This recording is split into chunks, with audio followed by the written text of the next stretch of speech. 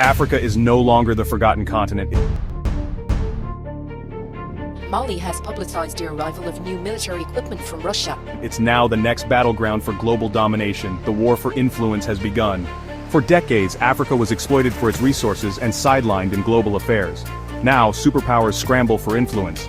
Whoever controls Africa could shape this century. From lithium and cobalt for electric cars, to rare earths for missiles and smartphones, Africa holds the keys to the future and the superpowers want them all.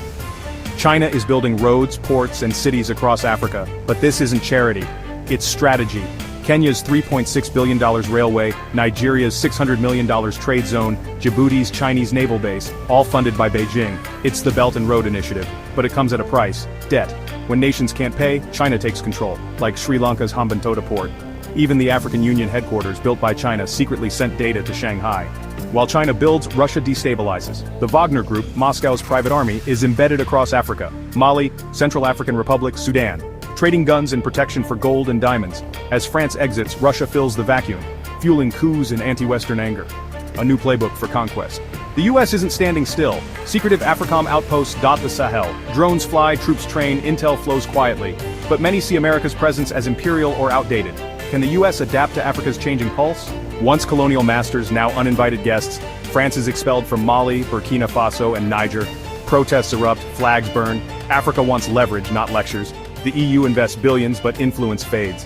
Africa is now the silent frontline in a new Cold War, not of ideology but of infrastructure, influence, and information.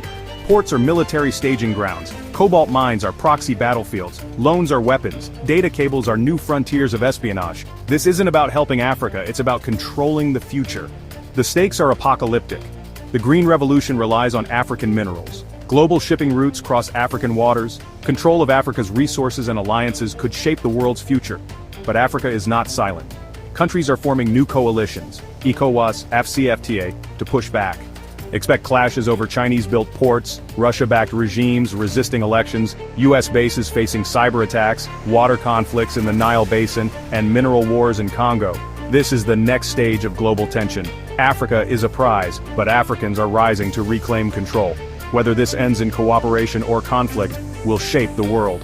One thing is certain: Africa is today's battleground.